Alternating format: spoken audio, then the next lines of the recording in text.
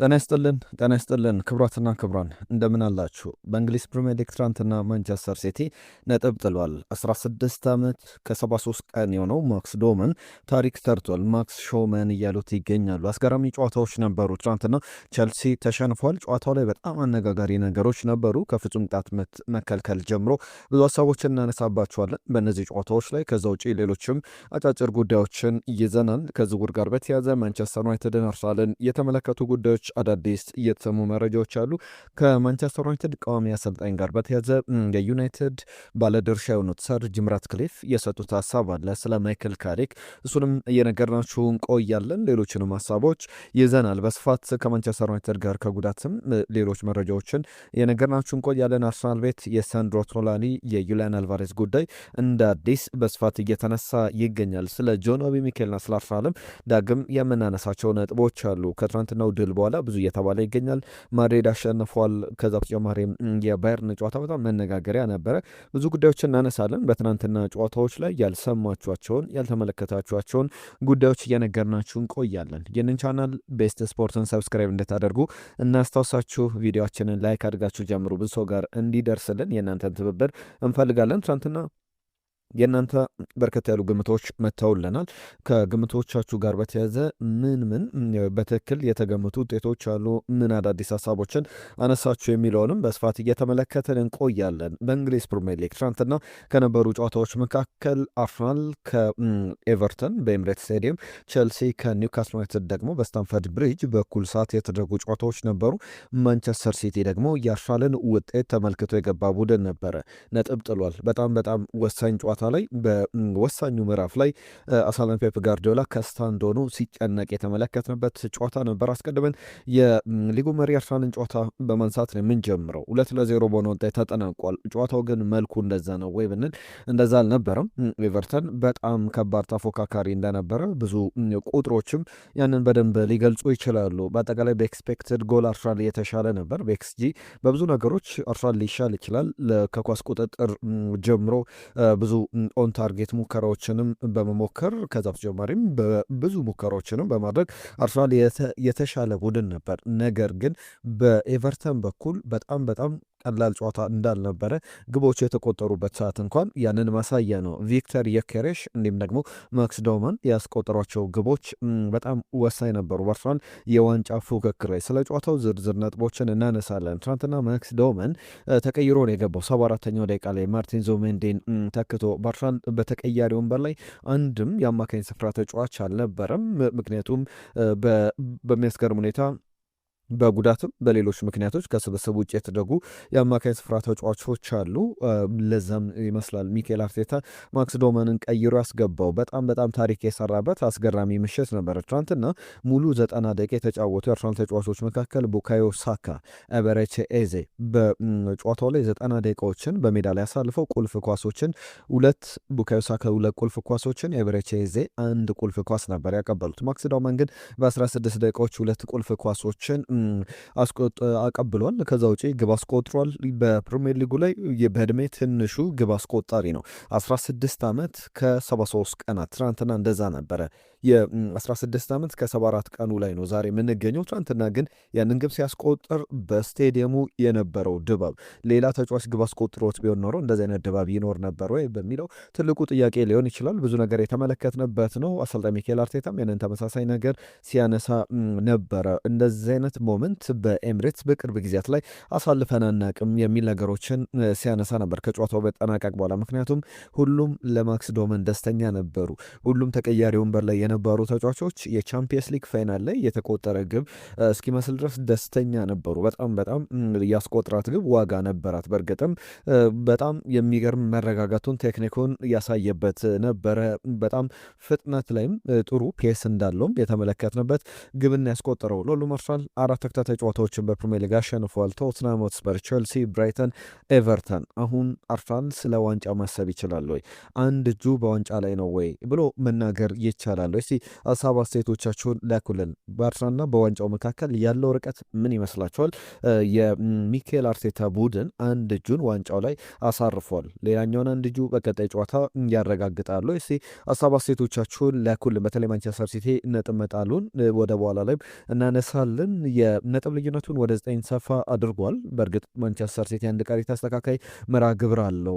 ያንን ነገር አሁን ከሲቲ ጋር በተያዘ ብዙ የሚቸገር አይነት ቡድን እንደሆነና ከአርሰናል ጋር ለመፎካከር ብቁ ነው የሚሉ ጥያቄዎች እንዲነሱ ምክንያት ሆኗል። በትናንትናው ጨዋታ ላይ መቭሮፓኖስ የአርሰናል ሌጀንድ ነበረ በሲቲ እና በዌስትሃም ጨዋታ ላይ የሚሉ ሀሳቦች ሲነሱ ነበረ። ማክስ ዳውማንን በተመለከተም የአርሰናል ደጋፊዎች ቀልዶችን ትናንትና ጣል ሲያደርጉ ነበር። ትናንትና ከነሷቸው ጉዳዮች መካከል ሰኞ ትምህርት አለበት በጊዜ ተኛ ሲሉ ነበር። ማክስ ዳውማን 16 ዓመት ከ73 ቀን ሾመን እያሉት ሲጠሩት ነበርና አንዳንዶች እንዲሁም ከዚህ በፊት ከቀናት ልዩነት ጆኖ በሚኬል የሰጡ አስተያየት ነበር። አርሰናል ፕሪሚየር ሊጉን በዚህ መንገድ የሚያሸነፍ ከሆነ ኢትስ ኢሌጋል፣ ህገወጥ ነው፣ ፕሪሚየር ሊጉ መጽደቅ የለበትም የሚል ሀሳቦችን ሲያካፍል እንደነበረ እናስታውሳለን። በዚህ ጉዳይ ላይ አሁንም ማክስ ዳውማን ያስቆጥራት ግብ ኢሌጋል ናት፣ እድሜው ትንሽ ስለሆነ ማስቆጠር የለበትም ብሎ አስተያየት ይሰጣል ብለው የአርሰናል ደጋፊዎች ሲቀልዱበት ተመልክተናል። ከዛ ውጭ ግን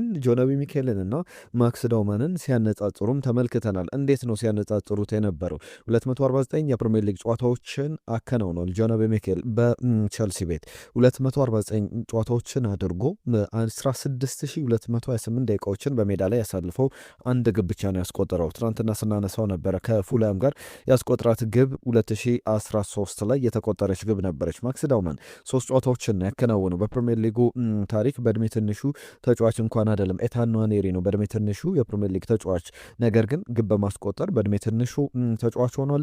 43 ደቂቃዎችን በሜዳ ላይ ያሳልፏል። 3 ጨዋታዎችን ነው ያከናወነው፣ አንድ ግብ አስቆጥሯል። እንደ ጆኖ በሚኬል ማለት ነውና በጣም ብዙ እየተባለበት የሚገኝ ጉዳይ ነው። ለሁሉም አርሰናል አስፈላጊ 3 ነጥብ ይዞ ወጥቷል። ቪክተር ዮኬሬሽ ግቧን ሲያስቆጥር የማክስ ዳውማን ፓስ በጣም አስፈላጊ ነበረች። ኪ ከሚባሉ ቁልፍ ከሚባሉ ኳሶች መካከል አንዱ ነው። ከዛ ውጪ ቪክተር ዮኬሬሽ ካስቆጥራትም ግብ በተጨማሪ ሁለተኛውን ግብ ራሱ በመልሶ ማጥቃት የኤቨርተኑ ግብ ጠባቂ ፒክፈርድ ባልነበረበት ቦታ ረጅም ርቀት ኳሷን እየገፋ ሄዶ ማስቆጠር ችሏል። አንድ ጉዳይ ብቻ ላንሳ ከአርሰናል ጋር በተያያዘ 36 ጨዋታዎችን አሸንፎ ነበር ከትናንትና በፊት 37ኛ ድሉ ነው በውድድር ዓመቱ 47 ጨዋታዎችን አከናውኖ ማለት ነው። 10 ጨዋታዎች ላይ ብቻ ነው ሳያሸንፍ እንደተጠናቀቀው ማለት ነው። ስለዚህ በውድድር ዓመቱ አርሰናል 2001-2002 የውድድር ዘመን በአርሰን ቬንገር ስር 60 ጨዋታዎችን አድርጎ በአንድ የውድድር ዘመን ከ1992-93 የውድድር ዘመን ጀምሮ በሁሉም ውድድሮች ማለት ነው 39 ጨዋታዎችን ያሸነፈበት ትልቁ ክብረ ወሰን ነው። አርሰናል አሁን በ36 ጨዋታዎች ላይ ደርሷል፣ 37 ጨዋታዎች ላይ ደርሷል። ከዚህ በኋላ ይህንን ቁጥር በደንብ ያሳድጋል ተብሎ ይጠበቃል። ለሁሉም ትናንትና እንደዛ ተጠናቋለት ለ0 በሆነ ውጤት። ሌላኛውን ጨዋታ እንመልከት። ቸልሲ ያከናወነው መርሃ ግብር ከገና ከጨዋታው ጀምሮ አነጋጋሪ ነገሮች ነበሩት። ለምሳሌ ቸልሲ ከሰሞኑ ልብ ብላችሁ ካስተዋላችሁ ጨዋታው ከመጀመሩ በፊት ኳሷን ከበው የሴንትራል ሰርክሉ ላይ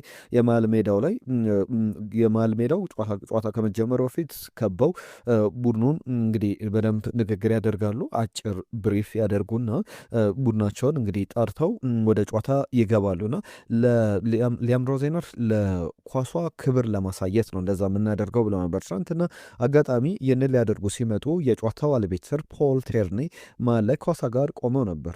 ዞር ማለት አልፈለጉም። ከዛ እንደውም እነ ኮል ፓልመር አቀፍ አድርጓቸው እንደ ቼልሲ አንድ የቡድን አጋር መሀል ሆነው አንድ አምበል ከዚህ በፊት አምበሎች መሀል ላይ የቡድኑ ክብ ሰርቶ አጎንብሰው ተቃቅፎ በሚቆምበት ሰዓት ላይ አምበሉ መሀል ገብቶ ሲናገር ወይም አሰልጣኙ ሲያደርጉት ልትመለከቱ ትችላላችሁ። ትናንትና ግን ፖል ቴርኒ ያንን ሲያደርጉ ነበረ። ጨዋታው ላይ ቸልሲ 1-0 በሆነ ውጤት በሚያስገርም የመከላከል ስህተት ግብ ተቆጥሮበታል። አንቶኒ ጎርደን ያስቆጥራት ግብ ነበረ። ጆ ዊሎክ የቀድሞ የአርሰናል ተጫዋች ነበረ ኳሷን አመቻችቶ ያቀበለው። የቼልሲ ተከላካዮች አቋቋም በጣም ጥያቄ የሚነሳበት ነውና ሊያም ሮዜነር ስንከላከል ከዛ ተጨማሪ ፕረስ ስናደርግ በተለየ መንገድ ነውና አንዳንድ ጊዜ ስህተቶች ይፈጠራሉ ብሏል። ፖል ተርኒን በተመለከተ ትናንትና ስራው ላይ ትኩረት ቢያደርግ በጣም ጥሩ ነበረ። መሀል ላይ የቼልሲ ጨዋታ ሲጀምር እዛ መሀል ላይ ከመቆም ይልቅ የሚል አስተያየታቸውን ሰጥተዋል። ምክንያቱም ትልቅ ዲሲሽኖችን ከቼልሲ አጌነስት ወስነዋል። ለምሳሌ ፍጹም ቅጣት ምት ተከልክሏል።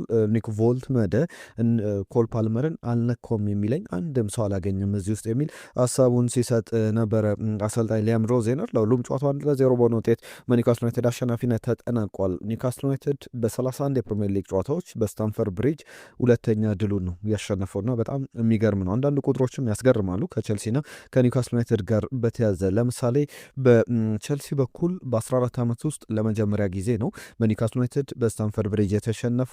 ከዛ በተጨማሪ ማርች ወር ላይ በ25 ዓመታት ለመጀመሪያ ጊዜ ነው በፕሪሚየር ሊግ 25 ዓመታት ሙሉ ማርች ወር ላይ ባደረጋቸው ጨዋታዎች አልተሸነፈም ነበር። ለመጀመሪያ ጊዜ የተሸነፈበት ነው። ባለፉት 14 ጨዋታዎች ደግሞ አንድ ክሊንሼት ያስመዘገበበት ነውና ብዙ ነገሮች በቼልሲ በኩል ምልክቶቹ ጥሩ መንገድ ላይ ነው ወይ የሚለው እንደዛ የሚገልጹ አይደሉም እና በቼልሲ በኩልም በ5 ተከታታይ ጨዋታዎች ቅድሚያ ግብ ተቆጥሮበታል። ጨዋታዎችን ሊያሸንፍ ይችላል፣ ነገር ግን ጥያቄ የሚያስነሳ ነው። ማንቸስተር ሲቲ ፔፕ ጋርዲዮላ ቡድኑን ባልመራበት ጨዋታ በሚያስገርም ሁኔታ 1-1 በሆነ ውጤት ጨዋታው ተጠናቋል።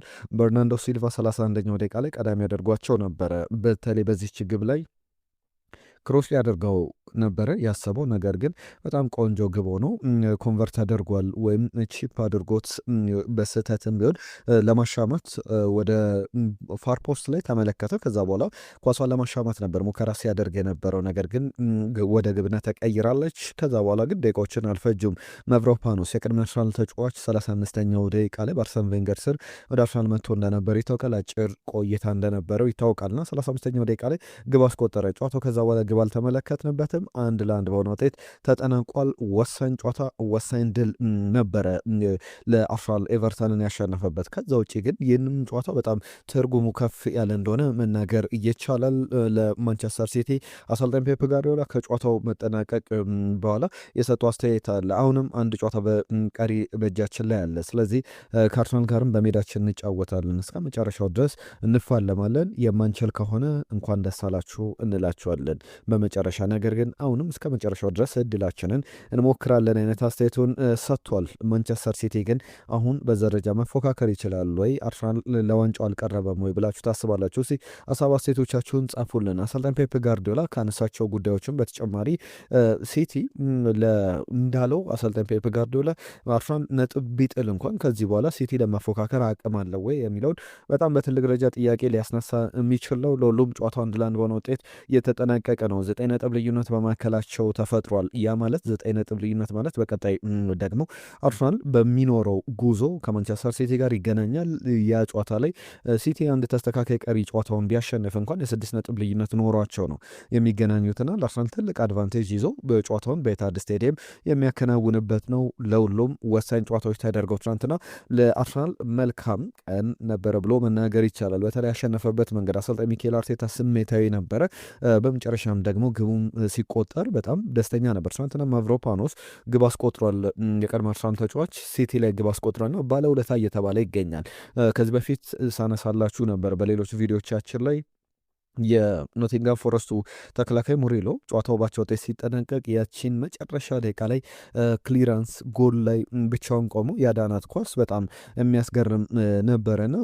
የሜ ላይ አርሰናል ዋንጫውን ሰለብሬት ሲያከብር ሙሪሎ የኖቲንጋም ፎረስቱ ብራዚላዊ ተከላካይ መጠራት አለበት ሲባል ነበር። አሁን አርሰናል ደጋፊዎች ማቭሮፓኖስም ወደ አርሰናል ድግስ መጠራት አለበት የሚል አስተያየታቸውን ሲሰጡ ተመልክተናል። ሌሎችም ጨዋታዎች ነበሩ በሌሎች ሊጎች ላይ በተለይ ከፕሪሚየር ሊግ ጋር በተያዘ በደረጃ ሰንጠረዡ አርሰናል አሁን 70 ነጥቦችን ይዟል። ሲቲ ማንቸስተር ዩናይትድ በ10 ነጥብ ልዩነት አለ በመካከላቸው። ሲቲ 61፣ ማንቸስተር ዩናይትድ 51፣ አስቶን ቪላ 51፣ ቸልሲ 50 ነጥቦች ላይ ተቀምጦ ሶስተኛ ደረጃን ከማንቸስተር ዩናይትድ በተለይ ዛሬ እስኪጫወቱ ድረስ መረከብ የሚችልበትን እድል ሳይጠቀምበት ቀርቷል። በተለይ ዛሬ ሊቨርፑል የሚያሸንፍ ከሆነ ቸልሲ ወደ 6ኛ ደረጃ ዝቅ ይላልና ለቸልሲ በጣም መጥፎ ውጤት ነበር። ለአርሰናል በጣም በጥሩ መንገድ እየተጠናቀቀ ጨዋታ እንደነበረ መናገር ይቻላል።